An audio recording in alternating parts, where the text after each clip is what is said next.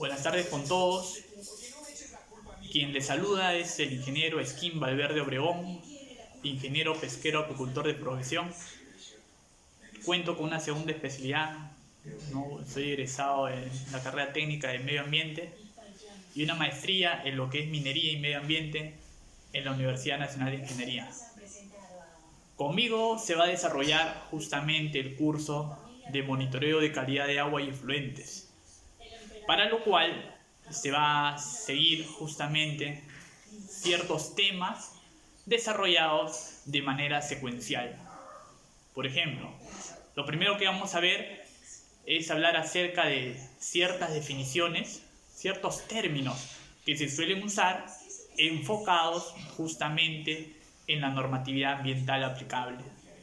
Se va a tener, por ejemplo, los términos qué significa ECA, qué significa LMP, qué significa BMA, cuál es la diferencia entre muestra simple, cuál es la diferencia entre muestra compuesta, muestra integrada, qué cosa es una muestra dirimente, entre otros términos más.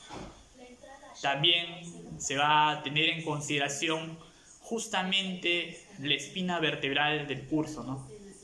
Que son justamente la normatividad ambiental. Por ejemplo, si yo quiero hacer un monitoreo, ¿con qué norma debo de compararlo para verificar si cumplo o no con los estándares de calidad ambiental, si cumplo o no con los límites máximos permisibles, si cumplo o no con los valores máximos admisibles? También se va a tener en consideración justamente cómo es que se sigue, cuáles son los pasos que se deben de seguir para efectuar un monitoreo de calidad de agua, un monitoreo de calidad de efluente respecto a un procedimiento estandarizado conocido como protocolo. Vamos a comenzar primero con las definiciones. Comenzamos. Algunos tienen dudas o algunos ya sabrán a veces de qué significan los límites máximos permisibles o qué significan los ECA, que son los estándares de calidad ambiental. Sin embargo, hay que tener en consideración que su campo de aplicación puede ser distinto, ¿no? Mejor dicho, es distinto. Por ejemplo, si uno quisiera tomar una muestra de agua en cualquier cuerpo receptor, entiéndase como cuerpo receptor, por ejemplo, al mar, al río, al lago, a la laguna, etc. Generalmente cuerpos naturales de agua. Entonces esas muestras, ese análisis de esos parámetros, justamente lo tienen que comparar ¿con quién? Con los estándares de calidad ambiental, con la norma del ECA para agua. Y es una norma única. La norma es el Decreto Supremo 004-2017 MINAM. Es solo una norma única. Por consiguiente, mejor dicho, por el contrario, si uno quisiera tomar muestras de agua en los efluentes, en los vertimientos, pues entonces se debe de comparar con la norma, ya no del ECA, sino con la norma de los límites máximos permisibles. Esta norma de los LMPs es una norma variable que va a depender del sector con la cual se está trabajando. Por ejemplo, si uno toma muestras de agua de un efluente del sector minero, se trabaja con los límites máximos permisibles, pero del sector minero. Que acá tenemos, por ejemplo, la norma del Decreto Supremo 010-2010 MINAM o la norma de la Resolución Ministerial 011-96 Energía y Minas, el Viceministerio de Minería. Si queremos tomar, por ejemplo, muestras de efluentes del sector saneamiento, por ejemplo, un efluente que sale de una planta de tratamiento de agua residual doméstica o municipal, se aplica, por ejemplo, la norma de los LMPs, pero del otro sector, el sector saneamiento. En este caso es el Decreto Supremo 003-2010 MINAM. Y así, si cambiamos del sector pesquero, del sector cementero, del sector cervecero, pues la norma va a ir modificándose, va a ir cambiando.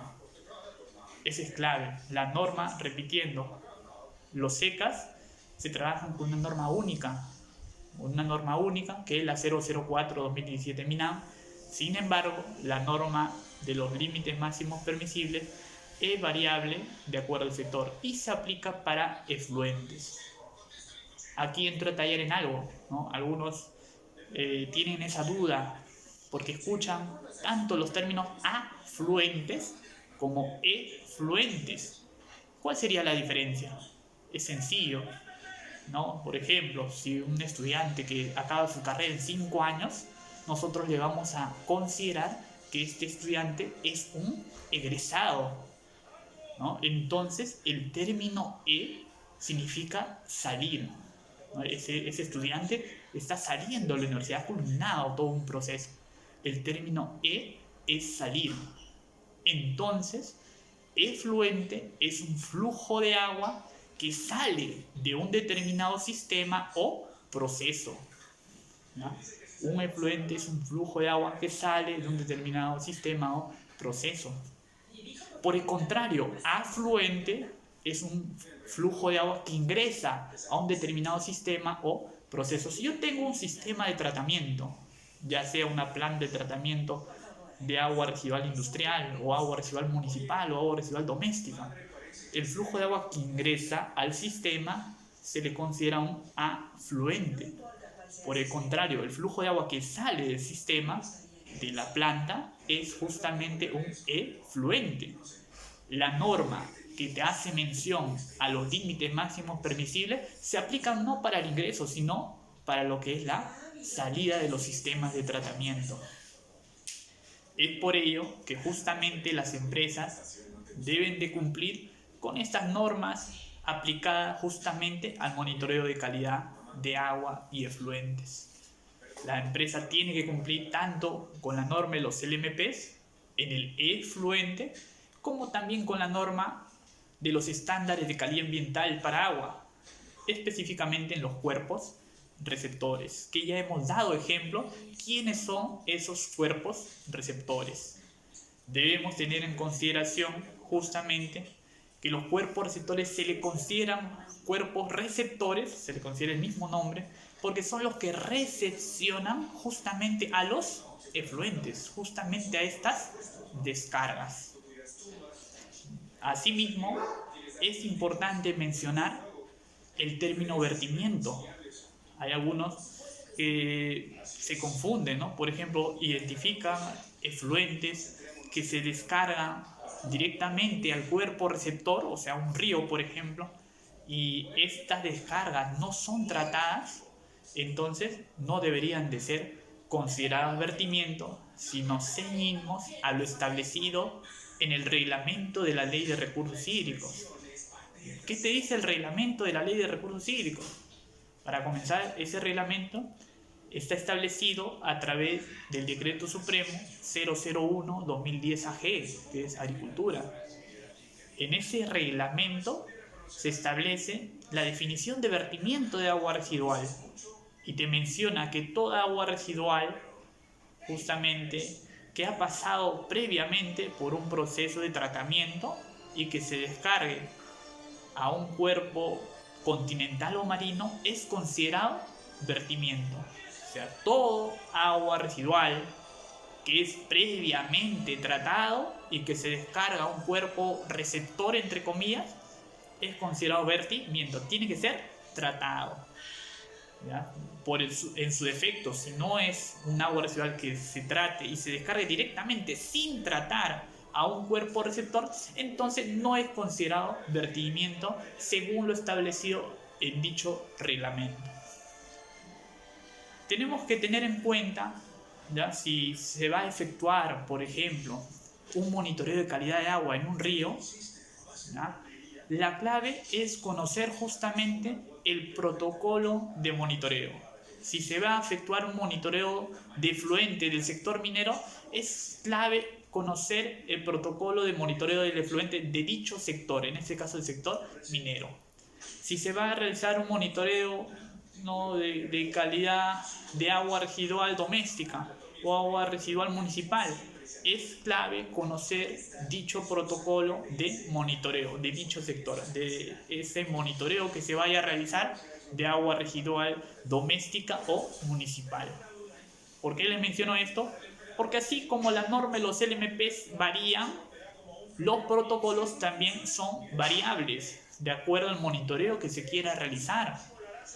Por ejemplo, si uno quiere efectuar un monitoreo de calidad de agua en un río, en un lago, en una laguna, en el mar, en cualquier cuerpo receptor, entonces se aplica el Protocolo Nacional para el Monitoreo, establecido a través de la Resolución Jefatural 010-2016 ANA.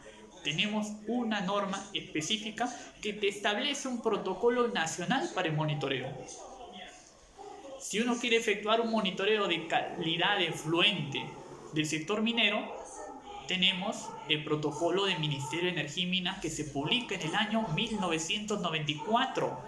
Como nos damos cuenta, el protocolo ya varió. Para cualquier cuerpo receptor, la 010-2016 ANA. Para el sector minero, el protocolo del MINEM de 1994. Si queremos efectuar un monitoreo de agua residual doméstica o municipal, ahí también varía. ¿Cuál sería el protocolo? Sería la Resolución Ministerial 273-2013 Vivienda. Como nos damos cuenta, el protocolo va a ir variando de acuerdo al monitoreo que se quiere efectuar. Esos protocolos, como ya se ha mencionado, son variables. La norma de los LMP, como ya se ha mencionado, también son variables. La norma única es, como ya se mencionó, en el ECA, en los estándares de calidad ambiental. Continuando, es importante mencionar también que los BMA, conocidos como valores máximos admisibles, se aplican justamente para aguas residuales no domésticas. Aguas residuales, por ejemplo, que provienen de las industrias, aguas residuales municipales, aguas residuales que no son de origen residencial. Todas estas aguas residuales consideradas no domésticas, cuando se descargan a un sistema de alcantarillado, justamente se tiene que aplicar la norma de los valores máximos admisibles. ¿Y tenemos norma para ello? Sí, tenemos una norma que ha ido variando. Por ejemplo, al inicio contábamos con el famoso Decreto Supremo 021-2009 Vivienda, que se fue modificando, tuvo su modificatoria el año 2015 a través del Decreto Supremo 001-2015 Vivienda.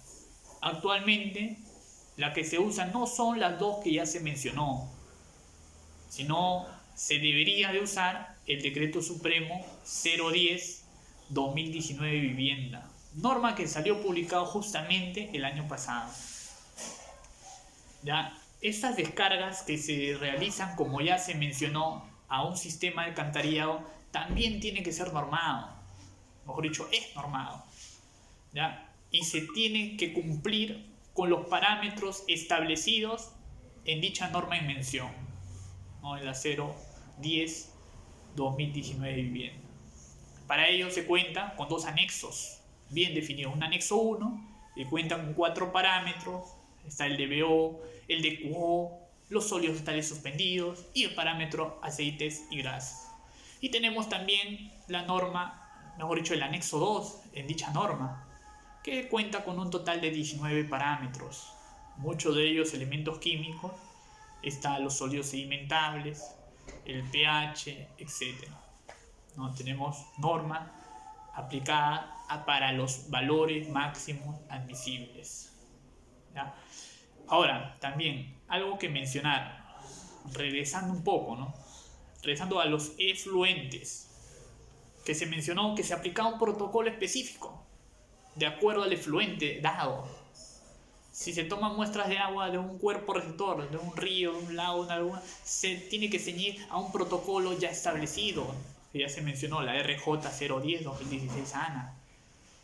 Como se mencionó, los protocolos eran variables.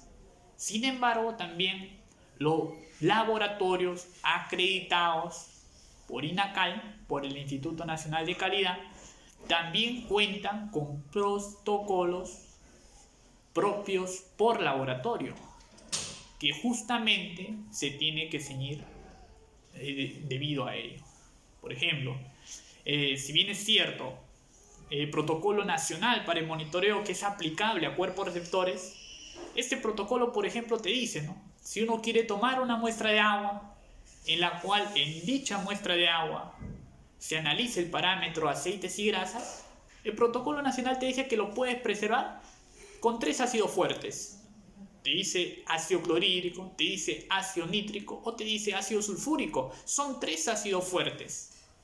Sin embargo, el que va a definir con qué reactivo preservante tienes que usar es justamente el laboratorio. ¿Ya? Por ejemplo, puede ser laboratorio X, te dice, tienes que usar el ácido sulfúrico con ciertas gotas o ciertas dosis. Justamente se tiene que establecer lo que está mencionado en dicho laboratorio X. ¿Ya? Eso es claro. Eso es importante que conozcan. Después también, si por ejemplo tenemos un efluente, muchas veces la tubería del efluente tiene una determinada coloración, ¿no? Por ejemplo, si tiene una coloración negruzca, ¿ya? Quiere decir que por ella está saliendo un determinado drenaje, que pueden ser aguas servidas, ¿ya? Pero ¿dónde está establecido eso? El código de colores de las tuberías. ¿Tenemos norma? Sí, tenemos una NTP, la norma técnica peruana 399-012. Es una norma que te habla del código de colores de las tuberías. Por ejemplo, te dice, si hay una tubería verde, por ahí está fluyendo agua. Si hay una tubería roja, algunos los habremos visto en algunos grandes supermercados, ¿no? Esas líneas rojas, que es agua contra incendio, ¿no? Si vemos azul, ya no es agua, sino es aire, ¿ya? Esa norma de código de colores te dice la norma técnica peruana que ya se mencionó. Después también debemos de mencionar los tipos de muestra, ¿no? ¿Ya? Por ejemplo, el protocolo nacional para el monitoreo te habla de 3 tipos de muestra: la muestra simple, la muestra compuesta y la muestra integrada. ¿Cuál es la diferencia? Por ejemplo, si una persona X, vamos a suponer, como no hay nadie, no estamos en clase, por ejemplo, que yo sea el monitorista, ya yo voy a monitorear. Si yo solito voy, por ejemplo, a querer monitorear, a querer tomar una muestra de agua en el río Rima, yo me voy debajo del puente Trujillo, cerca de Chabuca Grande, ¿no? Ya lo conocerán muchos de ustedes, ¿ya? ¿Dónde tengo que posicionarme? Por lo general es justamente, si todo esto es el ancho del río, tengo que posicionarme a la mitad de todo el ancho del río, ¿ya? Siempre y cuando pueda ingresar, claro está. Ingreso al centro del cauce del río, ¿ya? Me pongo de perfil, me inclino 90 grados, tomo mi muestra de agua justo en estos instantes, ¿ya? Por ejemplo, en estos instantes son exactamente las 6:15, ¿ya? Justamente a las 6:15 de la tarde del día, hoy día estamos, vamos a ver, 22 de marzo, ¿ya? Justo al 22 de marzo a las 6:15 de la tarde, ¿ya? He tomado mi muestra de agua exactamente debajo del puente de Trujillo. ¿Qué tipo de muestra sería? Es una muestra simple, conocida como muestra puntual, ¿ya? Una muestra simple o muestra puntual es aquella muestra que se toma en un instante dado, o sea, una hora determinada, y en un lugar determinado. En este caso era debajo del puente Trujillo, en el río Rima, ¿ya? En su defecto, una muestra compuesta, ¿ya?, es la siguiente. Le voy a mencionar también con un ejemplo previamente. Por ejemplo, yo también estoy ahí mismo, en el centro del ancho del río Rima. Ya estoy. Me pongo siempre de perfil, me inclino 90 grados, estiro mi mano con mi frasco, ¿ya?, y recepciono una pequeña porción de muestra de agua y lo lleno a mi recipiente original. Espero, por ejemplo, una hora, un tiempo dado, me vuelvo a poner de costado, tomo una segunda pequeña porción de muestra de agua, lo llevo a mi recipiente original, ¿ya? Ese recipiente original se va llenando. Espero otra hora y otra vez hago el mismo procedimiento. Otra muestra parcial, lo lleno en mi recipiente original y así, por ejemplo, por un tiempo de 24 horas, con 24 submuestras al mismo recipiente original. Tengo mi recipiente, entonces a esta muestra, ¿cómo le voy a llamar? Va a ser mi muestra compuesta. ¿Cómo definimos la muestra compuesta? Es aquella muestra que se da justamente como resultado de un conjunto de muestras simples. ¿Ya? Acá un pequeño paréntesis. ¿Ya? La muestra compuesta es aquella que se toma en un lugar determinado, debajo del puente Trujillo nuevamente, pero en distintos tiempos. Eso es una muestra compuesta. ¿Ya? El tercer ejemplo era una muestra integrada. Para la muestra integrada, acá sí se requiere que ingresen al río 3 personas. ¿Ya? La primera persona va a estar a la mitad. Si todo este es el ancho del río, ¿ya? La primera persona va a estar a la mitad de todo el ancho del río. La segunda persona a la cuarta parte respecto a todo el ancho del río. Y la tercera persona a las 3/4 partes respecto a todo el ancho del río. O sea, tengo uno al centro, uno a la cuarta parte y otro a las 3/4 partes de todo el ancho del río. Ya se ingresan las 3 personas, pero de manera simultánea, dicho de otra manera, al mismo instante, las 3 nos ponemos de perfil, nos inclinamos 90 grados y tomamos porciones de muestras de agua. Si estas muestras en los 3 puntos distintos llegan a un mismo recipiente original, son 3 submuestras, esta muestra es mi muestra integrada. ¿Cómo definimos muestra integrada? Es aquella muestra que se ha obtenido en 3 puntos distintos, pero en un mismo instante. Esa es una muestra integrada. Esos 3 términos, esas 3 definiciones, esos 3 ejemplos de muestra, está establecido ¿dónde? Justamente en su Protocolo Nacional para el Monitoreo, establecido a través de la Resolución Jefatural 010-2016 ANA. Disculpe, Skim, yo soy Skim. Disculpe, Skim, o profesor. ¿Es importante conocer el protocolo de monitoreo, Protocolo Nacional para el Monitoreo? Yo le digo sí. Inclusive yo les diría, si ustedes teóricamente se dominan ese Protocolo Nacional para el Monitoreo, ya ustedes teóricamente ya saben monitorear, teóricamente, porque ahí está establecido todo. Un protocolo, en 2 palabras, es simplemente un procedimiento estandarizado. Ese es un protocolo. Ya, es un procedimiento estandarizado. Ahí está todo. Por ejemplo, yo no sé los formatos de etiquetas que van a mis frascos. Yo no sé mis formatos de etiquetas que van a mis frascos.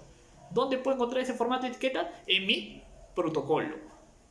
Yo no sé, por ejemplo, los formatos que se tienen que llenar al efectuar un monitoreo. Dicho de otra manera, yo no sé cuál es mi formato de cadena de custodia. ¿Dónde lo encuentro? En mi Protocolo Nacional para el Monitoreo.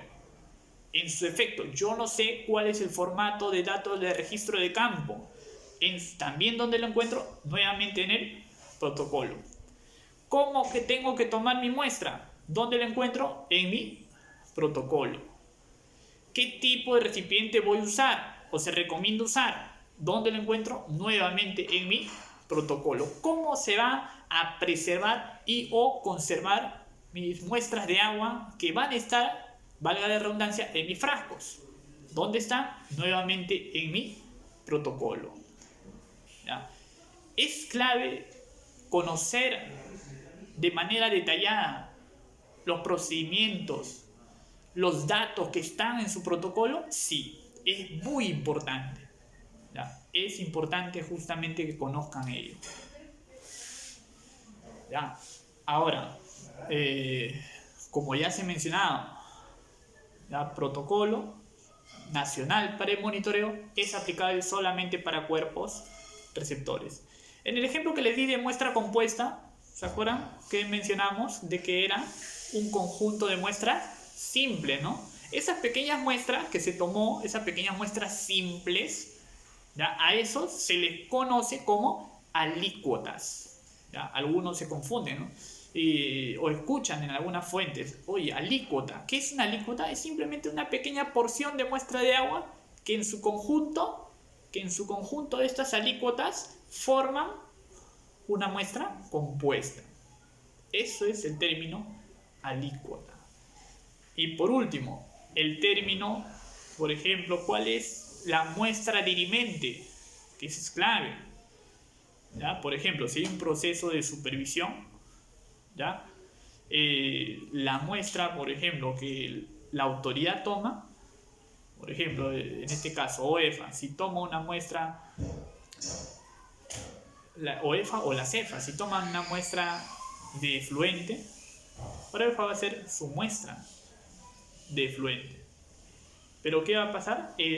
Cualquier empresa minera a la cual esta autoridad está supervisando se le va a denominar contramuestra, ¿ya? A esa empresa es la segunda que toma, pero a su vez se puede tomar una tercera muestra de agua, una tercera muestra de efluente, mejor dicho. A esa tercera muestra de efluente, a esa tercera muestra se le llama muestra dirimente, que por lo general, mejor dicho, lo toma ¿quién? La autoridad. En este caso, la autoridad que ya se mencionó. Ya, ese es clave. Pero ahora, ¿para qué sirve la muestra dirimente? Ya, por ejemplo, en caso haya variaciones de resultados, por ejemplo, autoridad le sale cierta concentración, la empresa le sale otra concentración de ese mismo parámetro. Entonces la muestra dirimente sirve para ver cuál es la correcta. Puede ser que la tercera muestra esté más pegada a la empresa, o puede ser que esa tercera muestra, que es la muestra dirimente, esté más pegada justamente a la autoridad. Esa es la muestra dirimente. Ese es clave que lo conozca. Continuando con el curso, es clave también mencionar de que los estándares de calidad ambiental, ya retomando un poco también, se subdivide en 4 categorías bien diferenciadas. Por ejemplo, la categoría 1 hace mención, ¿no?, justamente al uso poblacional y recreacional. La categoría 2 hace mención a las actividades marino-costeras y continentales. La categoría 3, riego de vegetales y bebida de animales. Y la categoría 4 hace mención a la conservación de un ambiente acuático. Son 4 categorías, de las cuales dentro de cada una de estas categorías hay subcategorías que se pueden cumplir, ya, que deben de ser cumplidas. Ya, esas, retomando y recordando, son justamente, se aplican, como es seca, se aplican en su condición de cuerpo receptor. Si uno toma una muestra de agua en un río, en un lago, en una laguna, esa muestra de agua, después de que es analizada en un laboratorio acreditado, estos resultados deben de ser comparados con la norma ELECA. Pero esta norma, como ya se mencionó, cuenta con 4 categorías. Es importante definir con qué categoría se debe de cumplir. Y para ello, el año 2018 sale justamente una norma, que es la Resolución Jefatural 056-2018 ANA. En dicha norma, en dicha resolución jefatural, la 056-2018, establece justamente un registro de cuerpos receptores, de cuerpos de aguas continentales. ¿Ya? Se da un cuadro enorme en los cuales en dicho cuadro está registrado justamente los ríos, los lagos, etc. ¿Ya? Y en dicho cuadro, aparte de estar registrados los ríos, establece que para cada río le corresponde una categoría que debe de cumplir.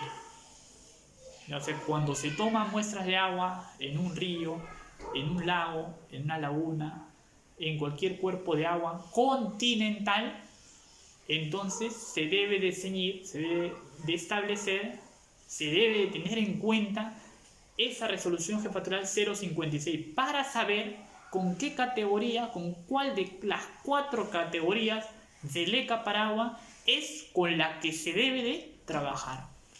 ¿Ya? Eso es justamente importante que se tenga en cuenta, ¿no? También un pequeño paréntesis, ¿no?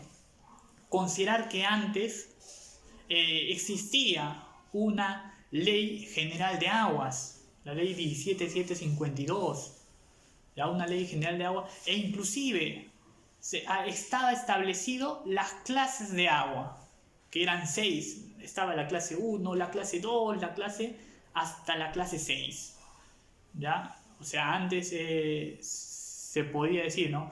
Después de efectuar el monitoreo se cumplió con la clase 3 de aguas. Claro está, porque antes se trabajaba con la Ley General de Aguas. Pero ahora, como ya sabemos, actualmente para las nuevas empresas, estas deben de ceñirse a lo establecido justamente en los estándares de calidad ambiental, en los ECA para agua. ¿Ya? Ahora, la norma del ECA para agua también ha ido variando. Por ejemplo, la primera norma de los estándares de calidad ambiental para agua que salió fue justamente en el año 2008, año en que se crea el Ministerio del Ambiente. ¿Ya? Por ejemplo, ¿cuál era esa norma del ECA? Era inicialmente el Decreto Supremo 002-2008 MINAM, ¿ya? Considerado ECA 2008. Pero después esa norma del ECA fue modificada en diciembre del año 2015 a través de otra norma, a través del Decreto Supremo 015-2015 MINAM. De lo que era 002-2008 MINAM pasó a ser una modificación, la 015-2015 MINAM. Pero actualmente esas muchas veces ya no se consideran para las nuevas empresas. ¿Ya? Ahora tenemos la norma única que ya se mencionó, que es el Decreto Supremo 004-2017 MINAM, y que específicamente menciona de que ya no se deben de trabajar ni con el ECA 2008 ni con el ECA 2015, solamente con la 004-2017 MINAM. ¿Ya? Ahora, en su defecto, ¿ya? Es claro también tener en cuenta de que si una empresa X, ¿ya? Una empresa ya sea minera, una empresa del sector hidrocarburos, una empresa pesquera, una empresa del sector industria, cual fuese, si esta empresa genera un efluente, después de su sistema de tratamiento, claro está, si genera un efluente y este se descarga a un cuerpo receptor, entonces tiene necesariamente que cumplir, como ya se mencionó, con la norma de los límites máximos permisibles antes de su descarga. ¿Ya? Ahora, después de esa descarga es clave identificar los puntos de muestreo. ¿Ya? Generalmente, después de una descarga, se define el punto de muestreo aguas arriba de la descarga y aguas abajo de la descarga respecto al cuerpo receptor. ¿Ya? Ese es importante. Después de una descarga, hay una, por ejemplo, yo tengo acá una tubería. De esta tubería está generando una descarga. ¿Ya? ¿Dónde se descarga? Por ejemplo, abajo está un río. ¿Ya? Se define después de ese punto de descarga cuál va a ser mi punto aguas arriba de la descarga y cuál va a ser mi punto aguas abajo de la descarga. ¿Ya? Por ejemplo, el protocolo te dice que aguas arriba se tiene que tomar aproximadamente 50 metros aguas arriba y aguas abajo se toma a aproximadamente 200 metros aguas abajo. Pero yo les pregunto a ustedes, ¿por qué el protocolo te dice aproximadamente? No te da datos exactos. ¿Por qué el protocolo no te dice después del punto de descarga se tiene que tomar aguas arriba del río, por ejemplo, a 50 metros exactamente y a 200 metros exactamente aguas abajo? ¿Por qué no te establece ello? porque debemos de considerar justamente los criterios de ubicación de los puntos. ¿Ya? Ese es clave. Tenemos que considerar los criterios de ubicación de los puntos de muestreo. Ahora, ¿cuáles son esos criterios? Son 3 bien definidos. El primer criterio es la accesibilidad. El segundo criterio es la representatividad. Y el tercer criterio es la importancia debido a una fuente contaminante. Son 3. Accesibilidad, representatividad e importancia respecto a una fuente contaminante. ¿Ya? Por ejemplo, la primera, accesibilidad. ¿Ya? El punto donde se tome la muestra de agua en el río, por ejemplo, ¿ya? Tiene que ser un punto donde uno puede ingresar rápidamente con tu cooler al punto y también poder salir rápidamente también con el cooler y los demás equipos de monitoreo. ¿Ya? Ese es clave. O sea, ingresar rápido y salir rápido del punto de monitoreo. ¿Por qué les digo esto? Porque en un río, ¿ya? El caudal puede ser muy variable en poco tiempo. Dicho de otra manera, el caudal puede incrementarse bien rápido en muy poco tiempo, ¿ya? Corriendo el riesgo inclusive la seguridad del equipo de monitoreo, de los que están tomando la muestra de agua en el río. ¿Ya? La accesibilidad es de que el monitorista ingrese rápido a tomar sus muestras de agua, ¿ya? Que puedan ingresar rápido, disculpen, con todos sus coolers, con sus frascos, con sus equipos, pero a la vez que puedan también salir rápido. ¿Por qué? Cuando uno está en medio del cauce del río, ¿se acuerdan, no? Del medio del cauce del río, que es donde se toma la muestra de agua, justamente el cauce puede incrementarse muy rápidamente. Se incrementa. Y todo ese volumen de agua, todas esas masas de agua, justamente, puede generar el riesgo de que te pueda llevar, ¿no? Y si estás tomando muestras de agua del río Rima, puedes aparecer, no sé, acá, ¿no? Puedes aparecer en el Océano Pacífico, ¿no? Imagínense, ¿no? ¿Ya? Si no se toman las medidas del caso. ¿Ya? Pues es clave la accesibilidad. Segundo punto era la representatividad. ¿Ya? ¿Y qué es la representatividad? Como se mencionaba, que se tome de un punto que sea representativo, que se recomienda del centro del cauce del río. Es lo que se recomienda. Si tú haces el ancho del río, que lo tomes del centro del cauce del río. Siempre buscando una zona lo más uniforme posible, ¿ya? Donde se evite mucha turbulencia, donde se evite también, por ejemplo, si todo este es el ancho del río, ¿ya? Todo este es el ancho del río, pero hay zonas a orillas que hay espuma superficial, no lo vas a tomar ahí, ¿no? Porque si tú tomas una muestra de agua justo en la zona donde hay espuma superficial, tu muestra te puede dar como resultado, por decirlo algo exagerado, ¿no? Ya, que tenga cantidades considerables de, no sé, de aceites y grasas, ¿ya? Que se puede dar el caso, ¿ya? Pero todo el universo, todo el ancho del río, en todo el espejo de agua no va a haber espuma superficial, solamente ahí en esa partecita.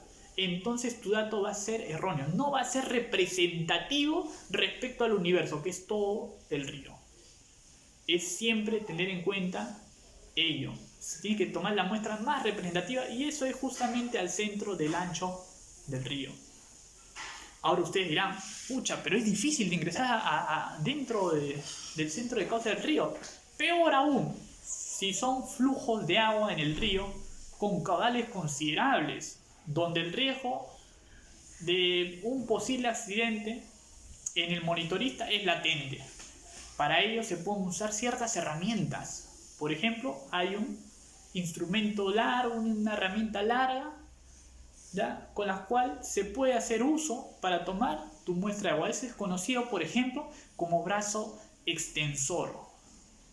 Algunos le llaman también brazo telescópico, ¿ya? Pero es un brazo extensor, es una herramienta larga, ¿ya? Y en un extremo tiene una superficie circular, que es donde se conecta justamente, se instala justamente el frasco.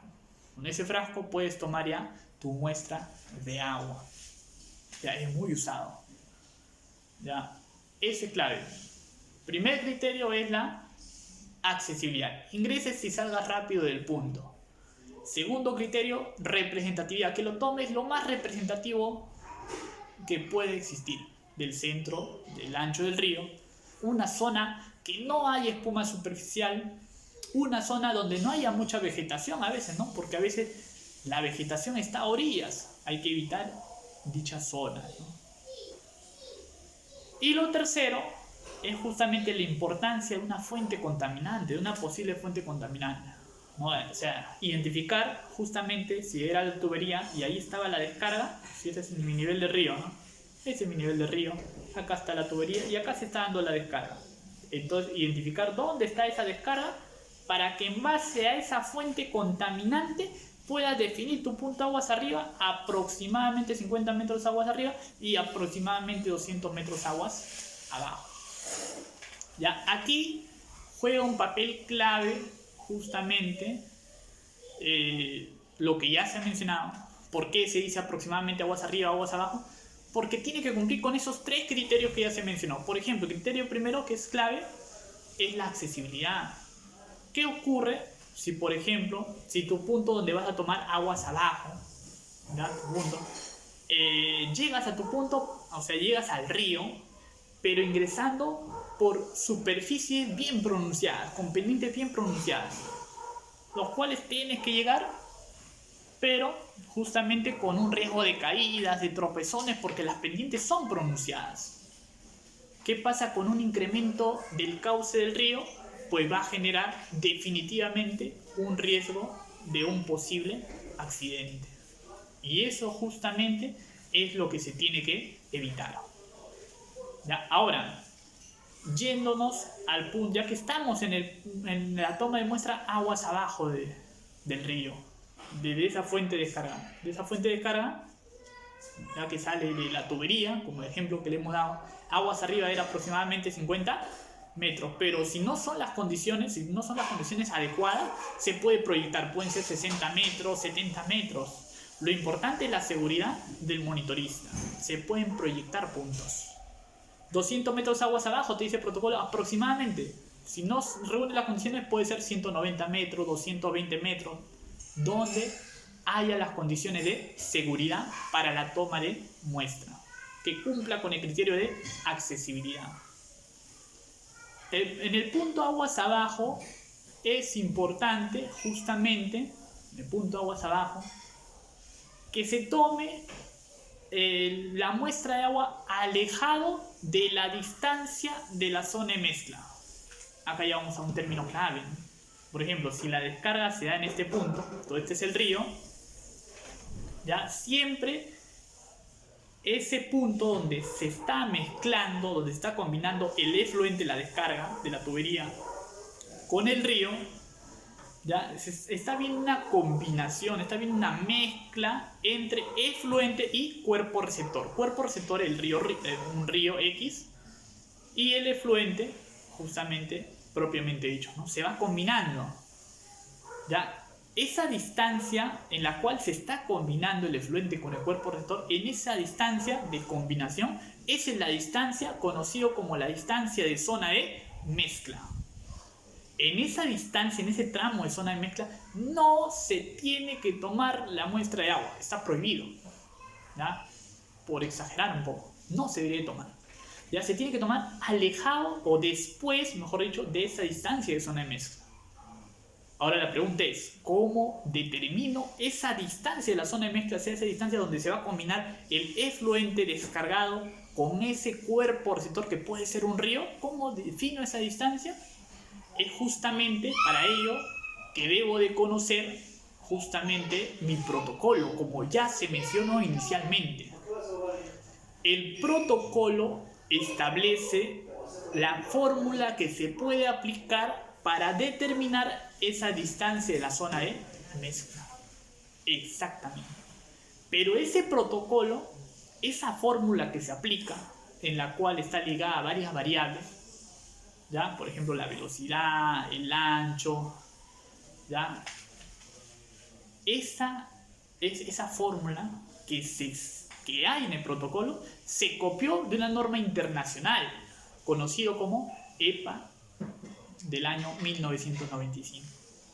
¿Ya? O sea, se ha copiado del protocolo nacional, nosotros tenemos, lo tomó como referencia a la norma internacional, que es la norma del EPA. ¿Ya? En ambas es la misma fórmula, el mismo procedimiento. Muy bien, espero que lo tengan en cuenta hasta el momento. Continuando con el curso. ¿Qué sucede si uno quiere tomar una muestra de agua en un lago, en una laguna de grandes profundidades, o inclusive una muestra de agua de mar? ¿Ya? Para ello hay que tener en cuenta de que se usa una botella especial. A esa botella se le conoce como botellas Niskin. ¿Ya? Es una botella, ¿ya?, que a su vez en cada extremo de la botella es una botella media cilíndrica, ¿ya?, que tiene en dos extremos, la parte superior y en la parte inferior, justamente dos tapas. ¿Ya? Esa botella Niskin se ingresa de manera vertical, ¿ya? Se ingresan de manera vertical con las tapas abiertas. ¿Ya? Se suelta bien incorporado al sistema una estructura dura, ¿ya?, que se llama mensajero. El mensajero se suelta desde el nivel superior de la embarcación y cuando cae e interactúa con la botella, automáticamente las tapas se cierran, capturando a dicha profundidad la muestra de agua que se requiere. Ya es sencillo, son las famosas botellas Niskin. ¿Ya? Nuevamente, está la embarcación, se suelta la botella Niskin están abiertas, ambas tapas son cilíndricas, se suelta, se introduce a la profundidad que uno desea tomar su muestra de agua.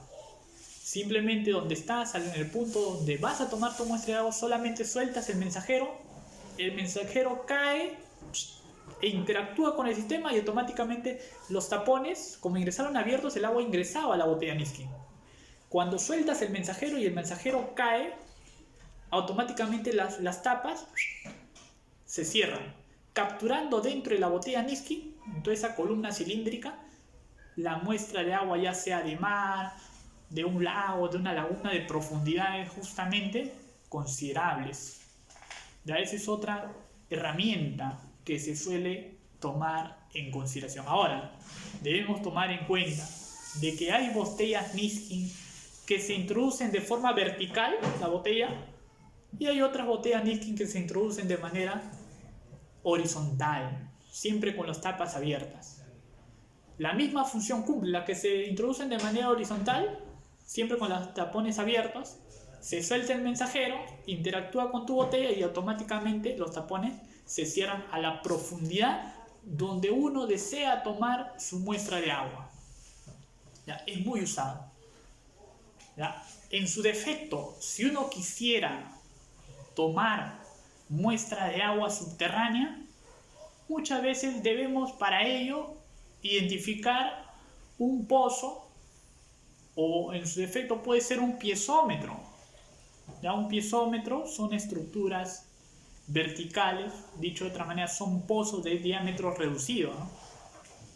Se identifica el piezómetro o el pozo y en ella se puede justamente absorber a través de un equipo de bombeo el agua empozada en el piezómetro.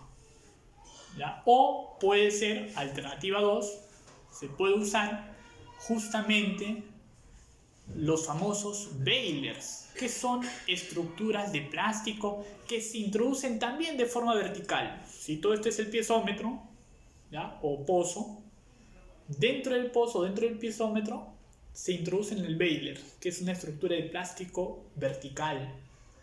¿Ya? Se introducen, simplemente el agua ingresa al baler, ¿ya? Y simplemente luego el baler lo tienes que sacar, lo tienes que extraer. ¿Por qué? Porque ese baler, que es una estructura de plástico, va unido justamente a una cuerda.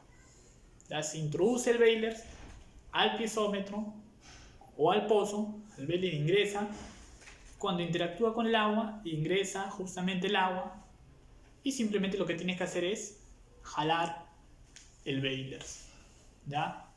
Recapitulando, ¿no? Las botellas Niskin se usan para tomar muestras a profundidades considerables, sean muestras de agua de mar, ¿ya? Un lago, una laguna de grandes profundidades, y se usan los balers, ¿ya? O los equipos de succión, en términos generales, para tomar muestras de agua de un piezómetro, muestras de agua subterránea, de un piezómetro, de un pozo. ¿Ya? Asimismo, tener en consideración que antes de tomar tu muestra de agua subterránea en el pozo, en el segundo caso, se tiene que purgar el pozo o piezómetro. ¿Ya? Se debe de purgar. ¿Y cómo se purga? Extrayendo 3 veces el volumen de agua empozada en el piezómetro. ¿Ya? Extrayendo 3 veces el volumen de agua empozada en el piezómetro, ya que son pozos de diámetros reducidos, o están instalados de forma vertical. ¿Ya? Pero ahora, ¿cómo determino justamente el volumen de agua empozada? Es ahí donde entran justamente las matemáticas, las queridas matemáticas, ¿no? Por ejemplo, para determinar ese volumen del cilindro, ¿ya? Que equivale al volumen de agua empozada en el piezómetro, si este es mi piezómetro, y está hasta este nivel, desde este nivel hacia abajo es agua, ¿ya? Tengo que determinar justamente el volumen de todo el cilindro, ¿no? Del nivel del agua hacia el fondo del pozo o del piezómetro, ya que va a ser igual, ¿no?, que el área de un cilindro. Ustedes saben que el área de un cilindro es igual a área de la base, o sea, área de un círculo por la altura. En este caso sería área de la base, área del círculo, de la parte líquida, por la profundidad líquida. O sea, la altura, digamos, o profundidad desde la superficie del agua empozada dentro del piezómetro hacia el fondo del piezómetro. ¿Ya? Yo les pregunto a ustedes, ¿se puede determinar el área del círculo? Sí, ¿no? Porque el piezómetro corre hasta el final, hasta la superficie. Simplemente yo abro la tapa del piezómetro, si hubiera tapa, mido el diámetro y lo divido entre 2. Si mido el diámetro del pozo y lo divido entre 2, tengo el radio, ¿no? Puedo medir con una wincha, etc. Al tener el radio, simplemente área del círculo, que es igual pi por radio al cuadrado. Pi 3,1416 por radio, que es lo que yo he medido, una wincha, el diámetro, y lo divido entre 2, tengo el radio al cuadrado. Entonces eso es el área del círculo, pi por radio cuadrado. Ahora tengo que multiplicar la profundidad líquida, ¿no? O sea, de donde, dentro del piezómetro, donde está la superficie del agua, dentro del piezómetro, hasta el fondo del piezómetro, hasta el fondo del pozo. Pero ¿cómo defino eso? Esa altura simplemente es diferencia de alturas, ¿ya? Diferencia de alturas o profundidades, ¿ya? Profundidad 1, que es la altura del piezómetro total. ¿Y cómo defino toda la altura del piezómetro? Simplemente es dato de diseño, ¿ya? Es un dato de diseño. Yo, por ejemplo, quiero construir una casa de 3 pisos, yo tengo que tener mis planos, ¿ya? En mi plano es un dato que me va a definir la altura de mis 3 pisos, no sé, es 9 metros. Es un dato que está en el plano. De forma similar, en mi piezómetro, en mi pozo, tengo un dato de diseño. Ese dato de diseño ya está establecido. Entonces, a la altura líquida del piezómetro tengo que restarle, ¿no?, la altura total, que es un dato de diseño que ya se mencionó, menos la altura de espacio vacío, ¿no? Desde la parte superior del piezómetro hasta donde está la superficie del agua emposada en mi piezómetro. ¿Y cómo determino esa altura? Simplemente esa altura te define una sonda con graduación métrica. ¿Ya? Es muy usado la sonda con graduación métrica. Una pequeña sonda que tiene una cuerda, ¿ya? Pero esa especie de cuerda está graduada, así como si fuera una regla. Está grabado, ¿ya? Cuando uno quiere ver esa altura que se menciona desde la boca del piezómetro, desde la parte superior del piezómetro hacia donde inicia el agua emposada de dicho piezómetro, simplemente se introduce esa sonda con graduación métrica.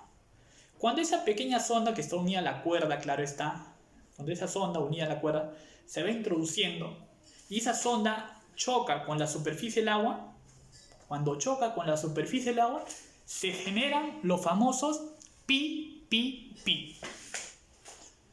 Profesor, ¿cómo es eso? Cuando interactúa la sonda con el agua en el piezómetro, se comienza a sonar esos sonidos, miren. Pi, pi, pi, pi, pi, pi, pi, pi, pi. Esos son los famosos sonidos de pi, pi, pi. Pero a su vez, al emitir este característico sonido, los famosos pi, pi, pi, también en el otro extremo de la sonda con graduación métrica, ya en el otro extremo, se comienza a encender un haz de luz de manera intermitente, de color verde a amarillo. Comienza a generarse un haz de luz, de manera intermitente. Eso te va a indicar de que la sonda con graduación métrica ha interactuado con el agua emposada. Simplemente, ¿qué tengo que hacer ahí? Pegar esa cuerda de la sonda, pegarla a la boca del piezómetro y medir. Como está grabado, medir, ¿no? Veo cuánto está. Acá están a 20 metros. Ya tengo la altura desde la boca del piezómetro hasta la superficie del agua emposada, ya dentro del piezómetro. Esa altura es 20 metros en el ejemplo que les acabo de dar. Simplemente, para determinar el volumen de agua emposada, que era igual, área del círculo, que ya lo teníamos, multiplicado por esa profundidad líquida. Pero esa profundidad líquida no es otra cosa que la altura total del piezómetro menos la altura que me ha dado con ayuda de la sonda con graduación métrica al sonar, ¿no? Los famosos pi, pi, pi. Entonces simplemente reemplazo a la fórmula de volumen de cilindro y me da el volumen de agua acumulada dentro del piezómetro. Vamos a suponer que me da, no sé, 1 metro cúbico de agua, o sea, 1000 litros de agua. Lo que tengo que hacer ahora para purgar el piezómetro antes de tomar mi muestra de agua subterránea, simplemente tengo que extraer 3 veces el volumen de agua acumulado. Como era 1 metro cúbico de agua en el piezómetro acumulado, tengo que extraer ¿cuánto volumen de agua? 3 veces ese volumen, o sea, 3 metros cúbicos de agua. Al extraer esos 3 metros cúbicos de agua, lo que se establece es que se está purgando el piezómetro. Después de ello, ya puedo tomar mi muestra de agua o con una bomba de succión o con los famosos Bailers, que ya se mencionaban que eran de plástico, ¿no? Y que se usaban para la toma de muestra de agua.